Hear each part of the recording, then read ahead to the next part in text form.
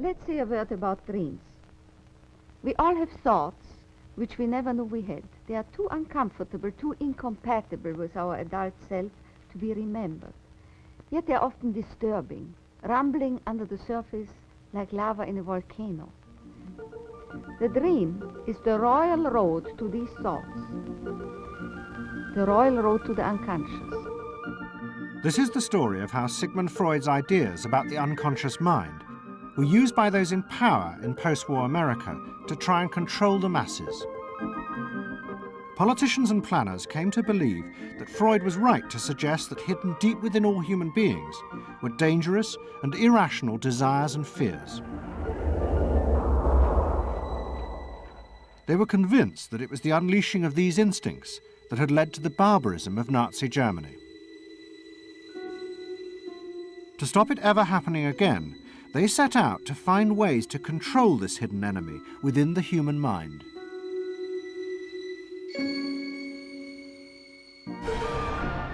At the heart of the story are Sigmund Freud's daughter Anna and his nephew Edward Bernays, who had invented the profession of public relations.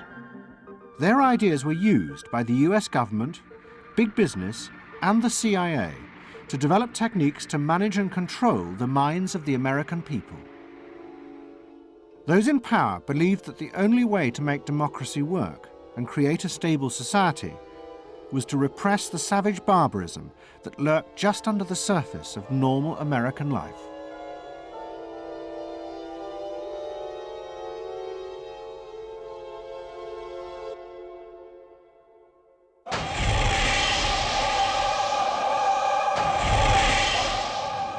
The story begins in the middle of the fierce fighting of the Second World War.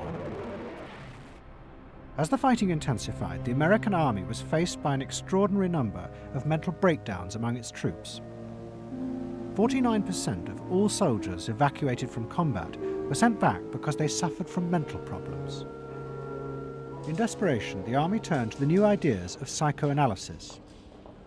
They made a film record of the experiment using hidden cameras. It says here on your record that you had headaches and that you had crying spells. Yes, sir. I believe in your profession is called nostalgia. In other words, homesickness. Yes, sir. Mm-hmm. It was induced when, shortly before the war, I received a picture of my sweetheart. Yes. Mm-hmm.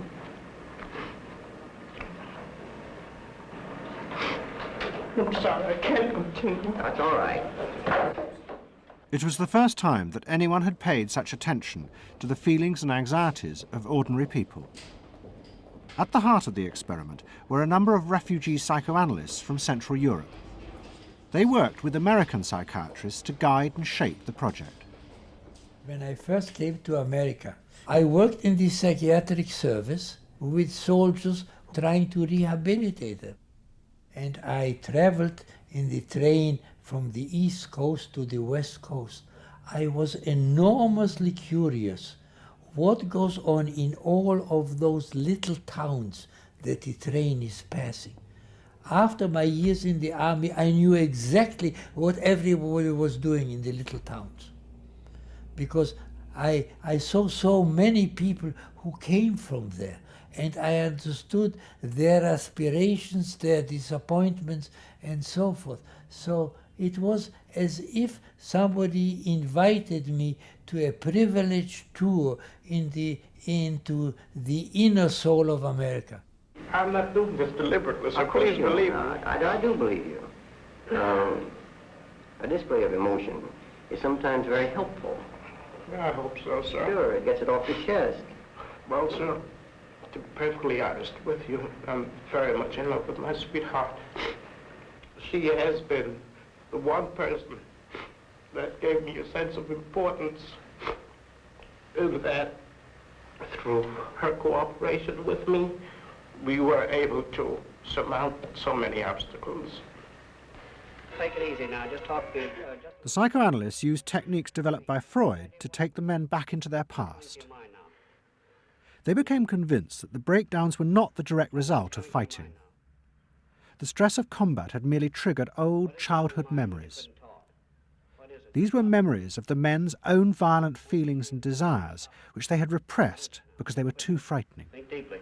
Let's go back. When was it you... To the psychoanalysts, it was overwhelming proof of Freud's theory that underneath human beings were driven by primitive, irrational forces. You won't die. World War II was a major shattering experience because I discovered the enormous role of the irrational in the lives of most people. Yeah, that I can say, that I learned that the ratio between the irrational and the rational in America is very much in favor of the irrational. That there is much greater unhappiness, much more suffering, much more. A sadder country than one would imagine it from the advertisements that you get. A much more problematic country. Victory in the Second World War was celebrated as a triumph of democracy. But in private, many policymakers were worried about the implications of the analysis of the soldiers. It seemed to show that underneath every American were irrational, violent drives.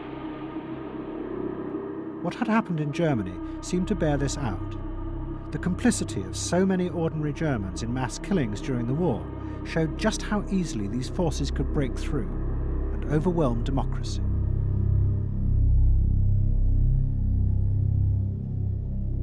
Planners and policymakers had been convinced by their experiences during World War II that human beings could act very irrationally because of this sort of teeming and raw and unpredictable emotionality, the kind of chaos that lived at the base of human personality could, in fact, infect the society, social institutions, to such a point that the society itself would become sick. That's what they believe happened in Germany, in which the irrational, the anti-democratic, went wild. Well, it was a vision of human nature as incredibly destructive, and they were terrified that Americans would in fact behave that way, or were capable of behaving that way, and they wanted to avoid a rerun of that. So what is needed is a human being that can internalize democratic values so that they are not shaken with the storm. And psychoanalysis carried in it the promise that it can be done. It opened up new vistas as to how the inner structure of the human being can be changed so that he becomes a more vital, free supporter and maintainer of democracy. The psychoanalysts were convinced they not only understood these dangerous forces, but they knew how to control them too.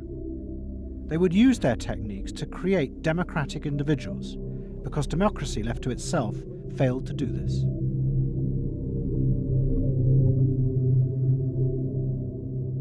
The source of this idea was not only Sigmund Freud, but his youngest daughter, Anna. She had fled with her father to London before the outbreak of war, and after he died, Anna Freud became the acknowledged leader of the world psychoanalytic movement. She saw her job as to fulfill her father's dream of making his ideas accepted throughout the world. At the center of the Freud movement stood Tante Anna, because she managed to work herself into that position. She was recognized as that, and not just because she was the daughter. She worked on that. She was rather forbidding. She was not, to me, a warm person, not an aunt you could kiss or put your arms around. Not at all. And her whole life rotated around the spreading of psychoanalysis. Freud himself had seen the role of psychoanalysis as allowing people to understand their unconscious drives. But Anna Freud believed it was possible to teach individuals how to control these inner forces. She had come to believe this through analysing children, above all the children of her close friend, Dorothy Burlingham. Dorothy Burlingham was an American millionairess who in the 1920s fled a failed marriage and brought her children to Anna Freud in Vienna. They were suffering terrible anxieties and aggression, but Anna Freud was convinced she could free them from this by changing the world around them. She thought that she could come in and into their environment, essentially, because they were children, you see. They didn't have independent lives of their own. She could go talk to the parents or the mother. She could go to the schools. She could influence their real world, the actual external world, to change their lives and to help them. And to change them as people? I think that was part of what her idea was, is that she felt that she could change them. From her analysis of the Burlingham children, Anna Freud developed a theory of how to control the inner drives. It was simple. You taught the children to conform to the rules of society. But this was more than just moral guidance. Anna Freud believed that if children like the Burlinghams strictly followed the rules of accepted social conduct, then as they grew up, the conscious part of their mind, what was called the ego, would be greatly strengthened in its struggle to control the unconscious. But if children did not conform, their ego would be weak, and they would be prey to the dangerous forces of the unconscious. In my father's case, they were concerned that he would be a homosexual. And so a lot of their efforts went into preventing or trying to stop my father from becoming a homosexual. Whether or not he would have or did, or, it's unknown to me. Why did they want to stop him? Because they felt it was abnormal. It wasn't a normal way to develop. They wanted to have him develop along lines that society recognized to be normal, because if they didn't, then you're going to be under the control of forces that you don't understand, that you're not even aware of. The analysis seemed to be a great success, and in the 30s the Burlingham children had returned to America. They settled down to happy married lives in the suburbs. What they didn't realize was that their experience was about to become a template for a giant social experiment to control the inner mental life of the American population. In 1946, President Truman signed the National Mental Health Act. It had been born directly out of the wartime discoveries by psychoanalysts that millions of Americans who had been drafted suffered hidden anxieties and fears. The aim of the act was to deal with this invisible threat to society. Shocked by the appalling percentage of the emotionally unstable revealed by the World War II draft figures, Congress in 1946 passed the National Mental Health Act, which recognized for the first time that mental illness was a national problem. Keenly aware of the tremendous problems ahead is Dr. Robert H. Felix, director of the vast new project. A primary objective of the National Mental Health Program is to increase our fund of scientific knowledge about mental health and about mental illness. We're not doing this. Why? Because there are all too few skilled mental health workers. Two of the principal architects of the Act were the Menninger brothers, Carl and Will. Will had run the wartime psychotherapy experiments, and now he and his brother began to train hundreds of new psychiatrists. The Menningers were convinced that it would be possible to apply Anna Freud's ideas on a wide scale, and to adults as well as children. The psychiatrist's job would be to teach ordinary Americans how to control their unconscious drives. Psychoanalysis could be used to make a better society. They said psychoanalytic thinking could make for the betterment of society, because you could change the way the mind functioned. And you could take the ways in which people did hurtful things to themselves and others and alter them by enlarging their understanding. And this was the vision psychoanalysis brought. That you could really change people. That you could really change people. And you could change them almost in limitless ways. In the late 40s, a vast project began in America to apply the ideas of psychoanalysis to the masses. Psychological guidance centres were set up in hundreds of towns. They were staffed by psychiatrists who believed it was their job to control the hidden forces inside the minds of millions of ordinary Americans. Yes, I need something done. I need some help. Did you have any particular teachers that you liked, anything of the sort? I liked all my teachers except one, I remember. What was the trouble with this one? I don't know, she just scared me most of the time. Holler at me and I'd run outside and vomit. I hate my brother. Loathe him. Despise him. At the same time, thousands of counsellors were trained to apply psychoanalysis to marriage guidance. And social workers were sent out to visit people's homes and advise on the psychological structure of family life.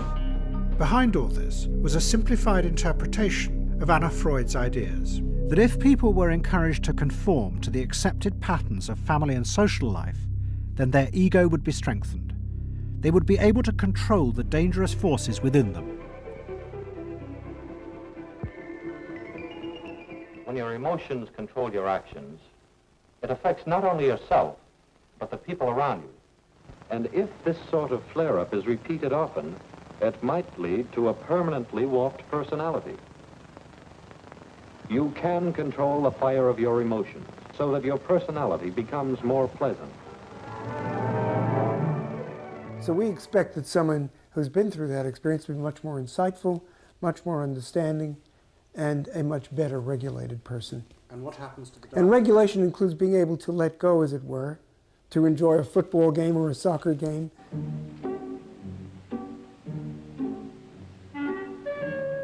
A more understanding, yes, rational, but also appropriately emotional person. The regulatory aspects of the human mind would really be in charge. Instead of being overwhelmed by our passions and by our darker impulses. That one would be master or mistress of one's own passions. They just felt that the road to happiness was in adapting to the external world in which they lived.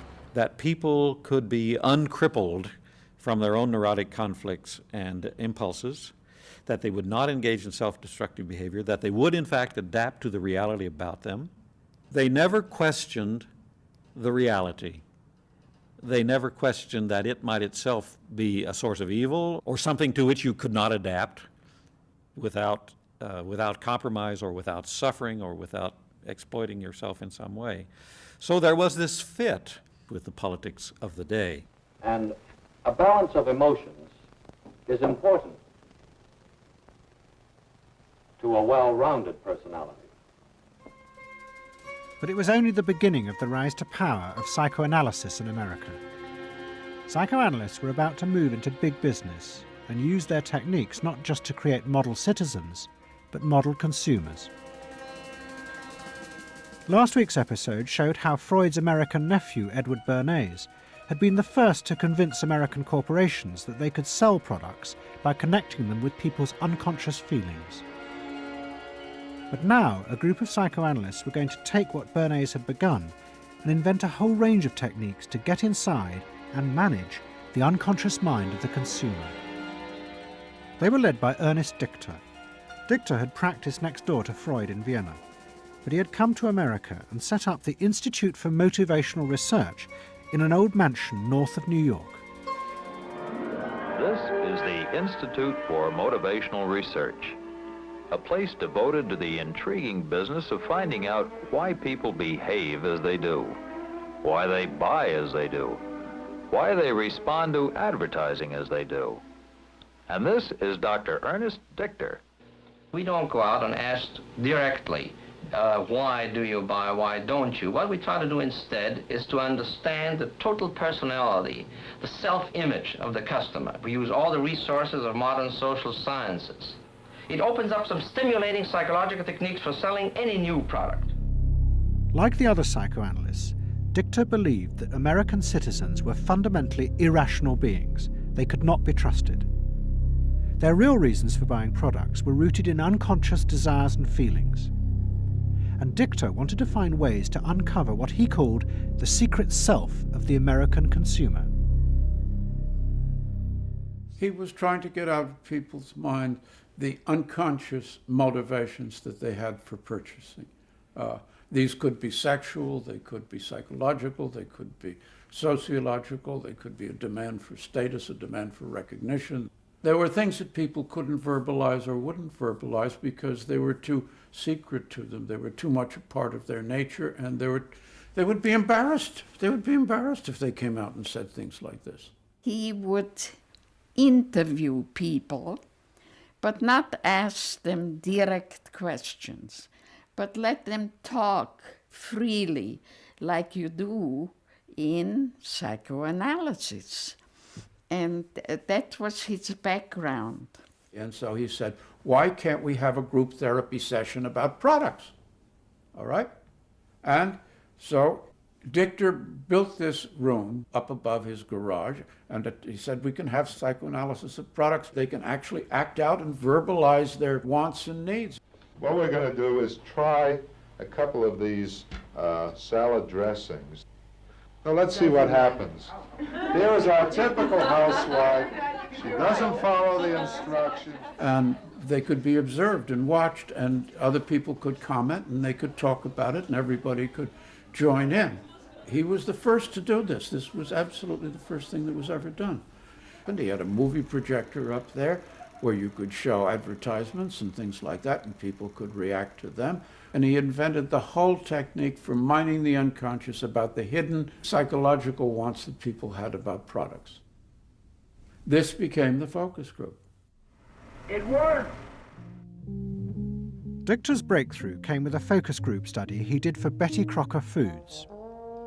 Like many food manufacturers in the early 50s, they had invented a new range of instant convenience foods. But although consumers had told market researchers they would welcome the idea, in fact, they were refusing to buy them. The worst problem was the Betty Crocker cake mix. Dichter did a series of focus groups where housewives free associated about the cake mix. He concluded that they felt unconscious guilt at the new image being promoted of ease and convenience.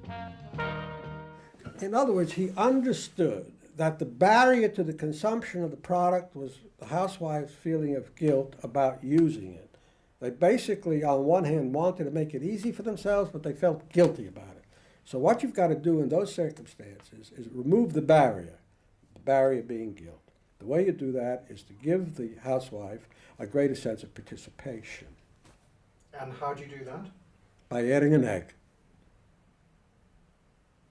Simple as that. As simple as that. Dichter told Betty Crocker to put an instruction on the packet that the housewife should add an egg. It would be an unconscious symbol, he said, of the housewife mixing in her own eggs as a gift to her husband, and so would lessen the guilt. Betty Crocker did it, and the sales soared. My cake is ready. The consumer may have basic needs that the consumer himself or herself doesn't fully understand. You have to know what those needs are in order to fully exploit the consumer. Is it wrong to give people what they want by taking away their defenses, helping remove their defenses? It seems so much longer than last year. It is. Nearly 4 inches longer in some models. Oh.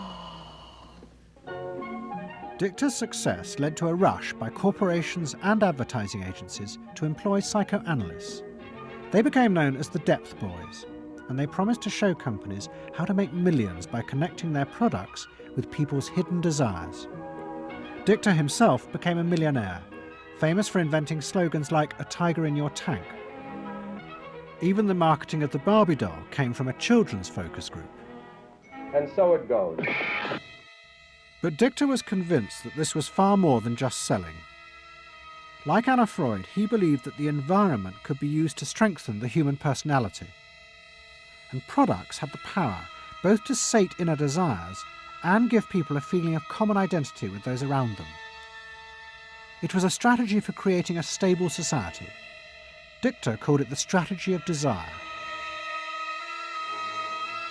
To understand a stable citizen, You have to know that modern man quite often tries to work off his frustrations by spending on self-gratification. Modern man is eternally ready to fill out his self-image by purchasing products which complement it. If you identify yourself with a product, it can have a therapeutic value. It improves your self-image, and you become a more secure person, and you have suddenly this confidence of going out in the world and doing what you want successfully. Ernest believed that that would then improve the whole of our society and become the best society on this planet.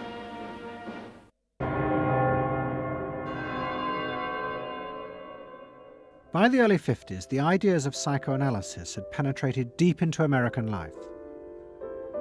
The psychoanalysts themselves became rich and powerful. Many had consulting rooms overlooking Central Park in New York. Politicians and famous writers like Arthur Miller and Tennessee Williams became their patients. They were seeking not just help, but to understand the hidden roots of human behavior. We were sought after. Washington was interested in what we think. You know, the important writers, important politicians were undergoing psychoanalysis. It was, we had waiting lists because there were so many patients that wanted to be analyzed. So it gave us a little bit of a swellhead. And as the psychoanalysts' ideas took hold in America, a new elite began to emerge in politics, social planning, and in business. What linked this elite was the assumption that the masses were fundamentally irrational. To make a free market democracy like America work, one had to use psychological techniques to control mass irrationality. They actually believed that this elite was necessary because individual citizens were not capable, if left alone, of being democratic citizens. The elite was necessary in order to create the conditions that would produce individuals capable of behaving as a good consumer and also behaving as a democratic citizen. They didn't see their activities as anti-democratic, as undermining the capacity of individual citizens for democracy. Quite the opposite. They understood that they were creating the conditions for democracy's survival and future. Anna Freud's ideas had been taken up and used in powerful social and political ways that she could never have imagined. She remained in England, living with Dorothy Burlingham. On the surface, it was an idyllic life. She and Dorothy had bought a weekend cottage on the Suffolk coast. And in the summers, Dorothy's children came from America to visit with the grandchildren. But underneath, things were going badly wrong. Both Bob and Mabby Burlingham, who Anna Freud had analysed in the 1930s, had suffered personal breakdowns, and their marriages were collapsing. Bob was drinking heavily, and Mabby suffered terrible anxieties. The real reasons for the visits to England were yet more analysis with Anna Freud. Well, the problem was that it didn't look very good, did it? Because here you have somebody who's having nervous breakdowns and is having alcoholic binges. And this is not exactly, doesn't really sit well. Well, you know, from a humane standpoint, obviously this is not desirable. You know, you want to help these people. But it also had the wider ramifications of everybody in analysis, in analytic circles, knew that Bob and Mabby were guinea pigs. They were the living proof that this was a wonderful process. It was very much swept under the rug. It really didn't get out. I mean, these people had such, their power and influence was such that, you know, you were very careful. Anna Freud was a very powerful person, and you were the grandchildren, and she knew a great deal more than you did about what went on in your parents' lives and so forth. It was not something you were going to tangle with, and you were a product of the whole situation. But at the same time, we all knew that something was really out of whack. As she grew older, she became more and more important, didn't she? Politically and scientifically, but she didn't know when to stop. She was a bit too righteous. What she did was always the thing, and she would never, to my knowledge, acknowledge that she could make a mistake or be wrong. That is my feeling. But the power and influence of the Freud family in America was about to grow even more. Politicians were about to turn to Anna Freud's cousin, Edward Bernays, for help in a time of crisis. He was going to manipulate the inner feelings and fears of the masses to help America's politicians fight the Cold War. I don't mean to say, and no one can say to you, that there are no dangers. Of course there are risks if we are not vigilant, but we do not have to be hysterical. In 1953, the Soviet Union exploded its first hydrogen bomb, and the fear of nuclear war and communism gripped the United States. Those in power became concerned about how to reassure the population. Committees were set up and public information films made, appealing for calm in the face of new threats, like nuclear fallout. It's the fallacy of devoting 85% of one's worrying capacity to an agent that constitutes only about 15% of an atomic bomb's destroying potential. At this point, Edward Bernays was living in New York. In the 1920s, he had invented the profession of public relations and was now one of the most powerful PR men in America. He worked for most of the major corporations and advised politicians, including President Eisenhower. Like his uncle Sigmund, Bernays was convinced that human beings were driven by irrational forces. The only way to deal with the public was to connect with their unconscious desires and fears. Bernays argued that instead of trying to reduce people's fear of communism, one should actually encourage and manipulate the fear, but in such a way as it became a weapon in the Cold War. Rational argument was fruitless. What my father understood about groups is that they are manipulable, they're malleable, and that you can tap into their deepest desires or their deepest fears and use that to your own purposes. I don't think he felt that all those publics out there had reliable judgment, that they very easily might vote for the wrong man or want the wrong thing, so that they had to be guided from above. One of Bernays' main clients was the giant United Fruit Company. They owned vast banana plantations in Guatemala in Central America. For decades, United Fruit had controlled the country through pliable dictators. It was known as a banana republic. But in 1950, a young officer, Colonel Arbenz, was elected president. He promised to remove United Fruit's control over the country. And in 1953, he announced the government would take over much of their land. It was a massively popular move, but a disaster for United Fruit, and they turned to Bernays to help get rid of Arbenz. United Fruit brings in Bernays, and he basically understood that what United Fruit Company had to do was change this from being a popularly elected government that was doing some things that were good for the people there into this being very close to the American shore, a threat to American democracy, that it being at a time in the Cold War when Americans responded to issues of the Red Scare and what communism might do, he was trying to transform this and brilliantly did transform it into an issue of a communist threat very close to our shores, taking United Fruit again as a commercial client out of the picture and making it look like a question of American democracy, American values being threatened. In reality, Arbenz was a democratic socialist with no links to Moscow. But Bernays set out to turn him into a communist threat to America. He organized a trip to Guatemala for influential American journalists. Few of them knew anything about the country or its politics. Bernays arranged for them to be entertained and to meet selected Guatemalan politicians who told them that Arbenz was a communist controlled by Moscow. During the trip, there was also a violent anti-American demonstration in the capital. Many of those who worked for United Fruit were convinced it had been organized by Bernays himself. He also created a fake independent news agency in America called the Middle American Information Bureau. It bombarded the American media with press releases saying that Moscow was planning to use Guatemala as a beachhead to attack America. All of this had the desired effect. In Guatemala, the Jacob Arbenz regime became increasingly communistic after its inauguration in 1951. Communists in the Congress and high governmental positions controlled major committees, labor and farm groups, and propaganda facilities. They agitated and led in demonstrations against neighboring countries and the United States.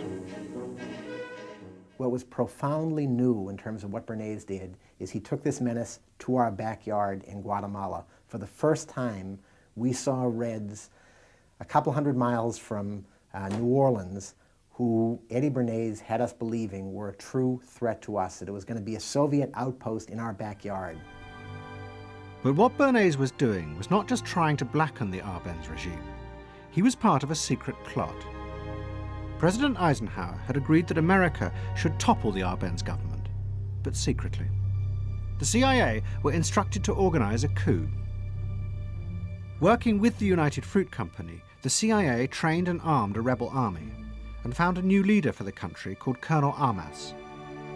The CIA agent in charge was Howard Hunt, later one of the Watergate burglars. What we wanted to do was have a terror campaign to terrify Arbenz particularly, terrify his troops, much as the German Stuka bombers terrified the population of Holland, Belgium, and Poland at the onset of World War II, and just rendered everybody paralyzed. As planes flown by CIA pilots dropped bombs on Guatemala City, Edward Bernays carried on his propaganda campaign in the American press. He was preparing the American population to see this as the liberation of Guatemala by freedom fighters for democracy. He totally understood that the coup would happen when the public and the press, when conditions in the public and the press allowed for a coup to happen, and he created those conditions. He was totally savvy in terms of just what he was helping create there in terms of this overthrow. But ultimately he was reshaping reality, reshaping public opinion in a way that's undemocratic and manipulative.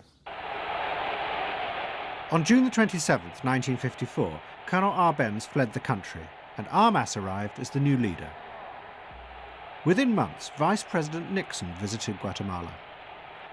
In an event staged by United Fruit's PR department, he was shown piles of Marxist literature that had been found, it was said, in the presidential palace.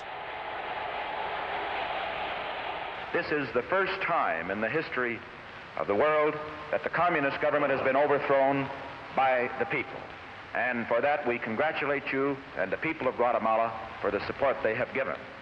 And we are sure that under your leadership, supported by the people whom I have met by the hundreds on my visit to Guatemala, that Guatemala is going to enter a new era in which there will be prosperity for the people together with liberty for the people. Thank you very much for allowing us to see this exhibit of communism in Guatemala. You're welcome. And for dinner, see what Mother has for dessert. Banana gingerbread shortcake. Just another of the many tempting ways in which this nutritious fruit can be prepared. So now that you've seen where bananas come from before they reach your table, our journey to Banana Land is ended. We hope you enjoyed the trip. We know you like bananas. Bernays had manipulated the American people, but he had done so because he, like many others at the time, believed that the interests of business and the interests of America were indivisible, especially when faced with the threat of communism. But Bernays was convinced that to explain this rationally to the American people was impossible, because they were not rational. Instead, one had to touch on their inner fears and manipulate them in the interests of a higher truth. He called it the engineering of consent. He was doing it for the American way of life, and to which he was devoted. So this sincerely devoted, and yet he felt the people were really pretty stupid. And that's the paradox.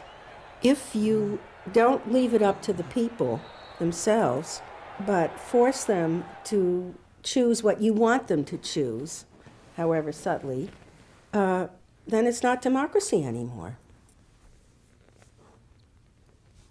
It's something else. It's being told what to do. It's that old authoritarian thing. But the idea that it was necessary to manipulate the inner feelings of the American population in the interests of fighting the Cold War now began to take root in Washington.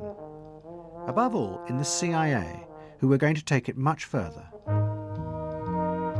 They were concerned that the Soviets were experimenting with psychological methods to actually alter the memories and feelings of people, the aim being to produce more controllable citizens. It was known as brainwashing. Psychologists in the CIA were convinced that this really might be possible, and that they should try to do it themselves.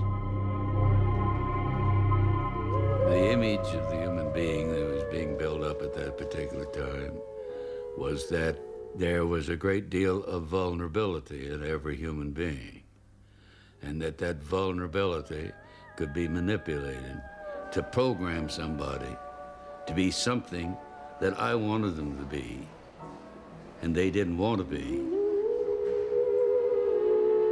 That you could manipulate people in such a way that they could be automatons, if you will, for whatever your own purposes were.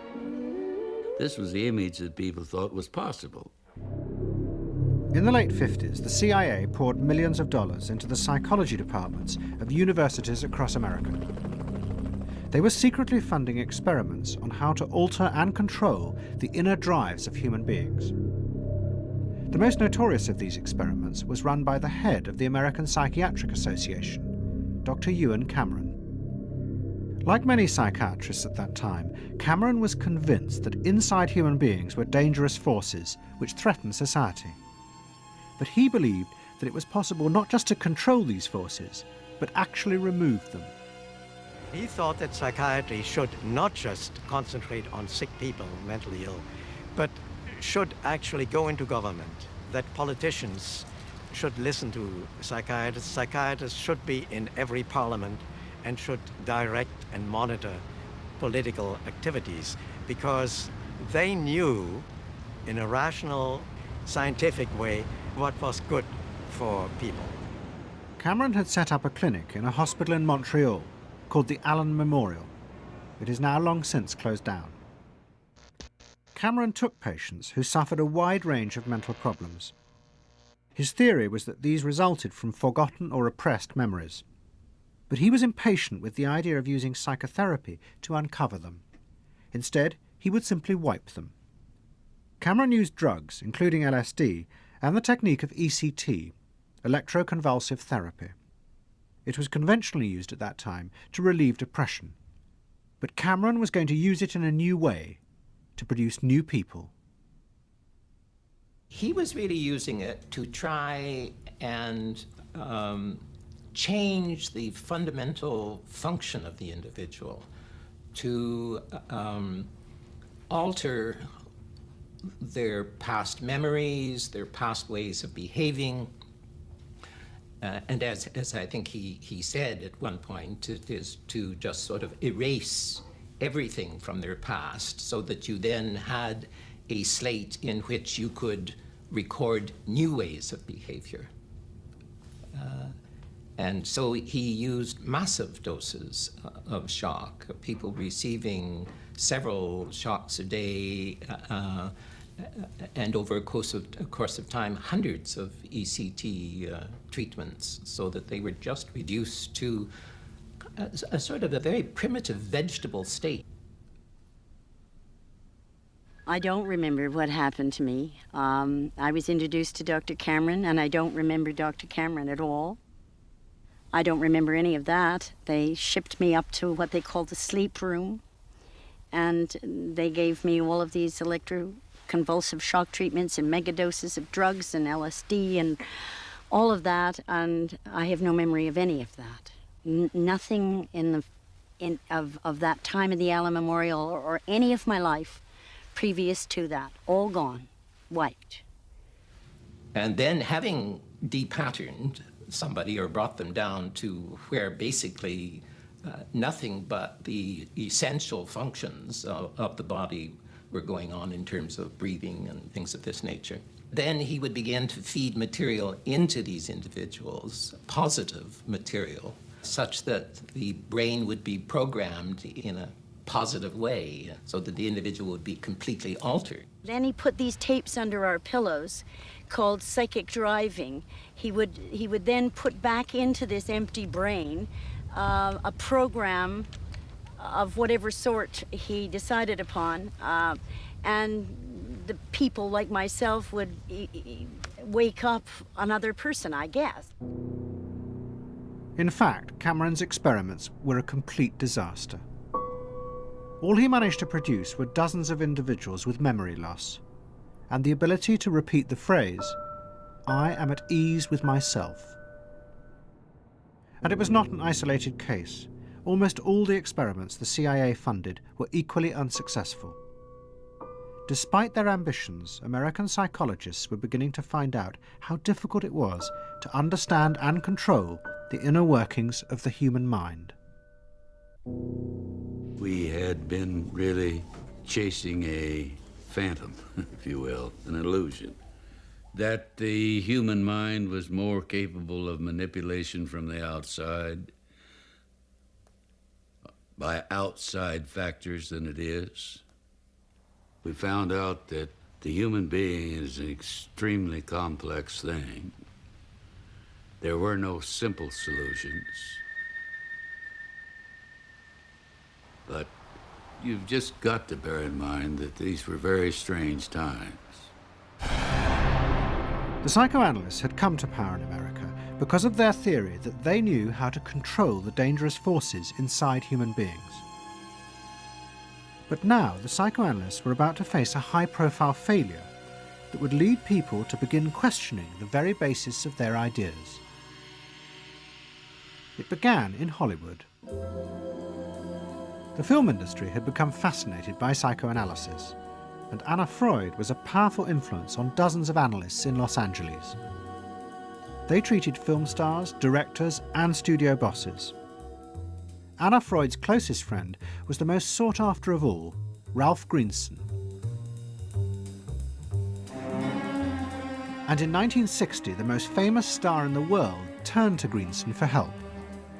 Marilyn Monroe was suffering from despair and had become addicted to alcohol and drugs. Well, when I walked in to dinner, here was Marilyn Monroe. And I'd made a picture with her called All About Eve. This is dinner at Ralph Greenson's. Yes. And the only thing was that Ralph was trying to show her, Romy, I never called him Ralph in my life. Romy was trying to show her that the way a family life ought really to be. So we were walking the dog after us. I said, "What the hell are you doing here?" I said, "You never asked me to dinner." And he said, "You weren't that sick." And I said, "Oh, no." He said, "The point is just this child has no frame of reference. In other words, she doesn't know what the goal is." What Greenson did was follow Anna Freud's theory. If Marilyn Monroe could be taught to conform to what society considered a normal pattern of life, that would help her ego control her inner destructive urges. But Greenson pushed it to an extreme. He persuaded Monroe to move into a house nearby that was decorated like his own. He then took her into his own family life, and he, his wife, and his daughter played at being Monroe's own family. Greenson himself would become the model of conformity. And so this, someone whom she regarded as important and whom she idealized, if he turned out to be a very gratifying father figure, her ego would benefit from that. That was the theory. His wife and children, everyone was involved, you know. They were strengthening the person. They were strengthening the mind. They were strengthening the agent that controls inner life against adversity, against insufficiency, against too much frustration. So that Marilyn Monroe would no longer be a helpless person looking for love. She'd have enough love. But despite all his efforts, Greenson was unable to help Marilyn Monroe. On August the 5th, 1962, she committed suicide in her house. The suicide shocked many in the analytic community, including Anna Freud. And high-profile figures in American life, who had previously been enthusiasts for psychoanalysis, now began to question why psychoanalysis had become so powerful in America. Was it really because it benefited individuals? Or had it in fact become a form of constraint in the interests of social order? The critics included Monroe's ex-husband, Arthur Miller. My argument with so much psychoanalysis is the preconception that suffering is a mistake, or a sign of weakness, or a sign even of illness, when in fact, possibly the greatest truths we know have come out of people's suffering. That the problem is not to undo suffering or to wipe it off the face of the earth, but to make it inform our lives, instead of trying to cure ourselves of it constantly and avoid it, and avoid anything but that lobotomized sense of what they call happiness. There's too much of an attempt, it seems to me, to think in terms of controlling man rather than freeing him, of defining him rather than letting him go. Mm-hmm. And it's part of the whole ideology of this age, which is power mad. Hey, have you heard about the crazy new way to send a message today? It's flashed on a screen, too quick to see, but still you get it subliminally. At the same time, an onslaught was launched on the way psychoanalysis was being used by business to control people. The first blow came with the bestseller, The Hidden Persuaders, written by Vance Packard.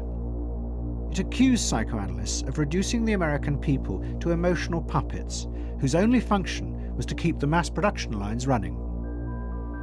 They did this by manipulating people's unconscious desires to create longings for ever new brands and models.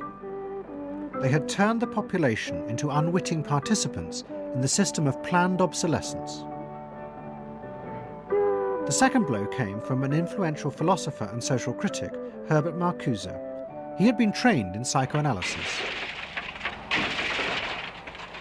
This is a childish application of psychoanalysis, which does not take at all into consideration the very real political systematic waste of resources, of technology and of the productive process.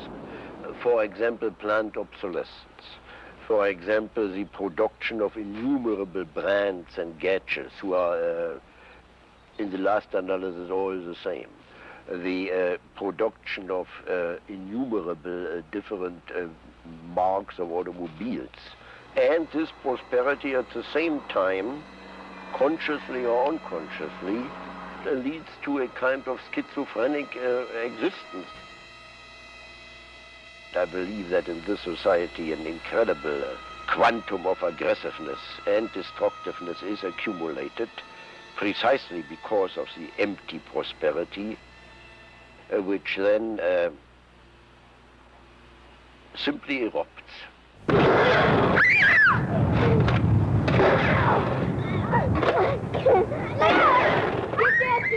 Marcuse's argument was not simply that psychoanalysis had been used for corrupt purposes.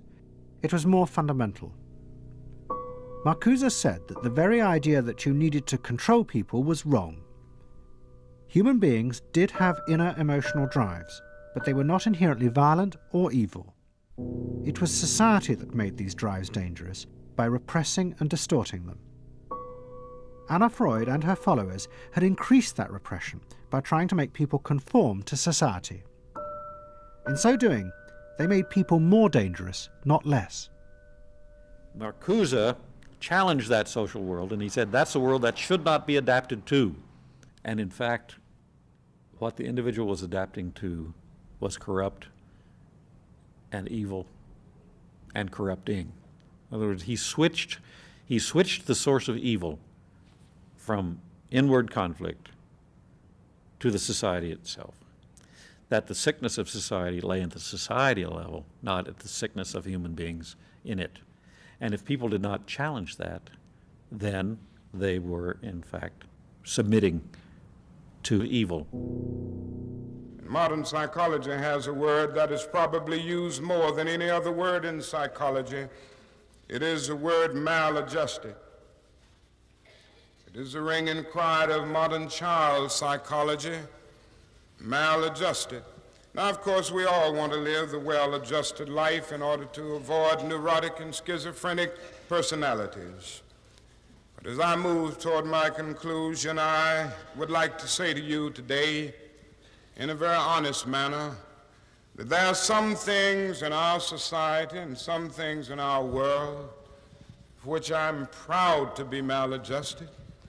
And I call upon all men of goodwill to be maladjusted to these things until the good society is realized. I must honestly say to you that I never intend to adjust myself through racial segregation and discrimination. I never intend to adjust myself to religious bigotry. I never intend to adjust myself to economic conditions that will take necessities from the many to give luxuries to the few and leave millions of God's children smothering in an airtight cage of poverty in the midst of an affluent society. The political influence of the Freudian psychoanalysts was over. Instead, they were now accused of having helped to create a repressive form of social control. Anna Freud and Dorothy Burlingham lived on in Sigmund Freud's old house in London. In 1970, Dorothy's son Bob died of alcoholism.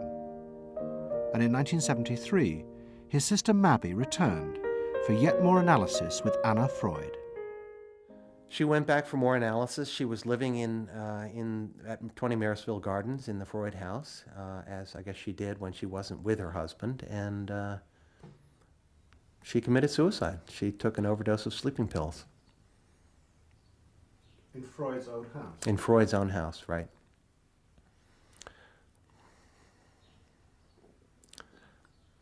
So, I mean, the obvious, there are a lot of implications that one can draw from that, and I just think she happened to reach the end of the rope there.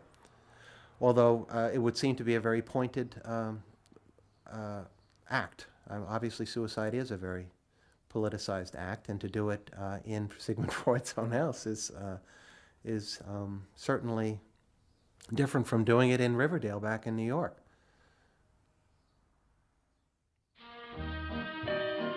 Next week's episode will tell the story of the rise to power of the enemies of the Freud family. They believed that the way to build a better society was to let the self free. But what they didn't realize was that this idea of liberation would provide business and politics with yet another way to control the self, by feeding its infinite desires. To be lonesome. You know not what it means to be blue. Someday you'll realize and pay for all those lies. Then you'll know what it means to be blue.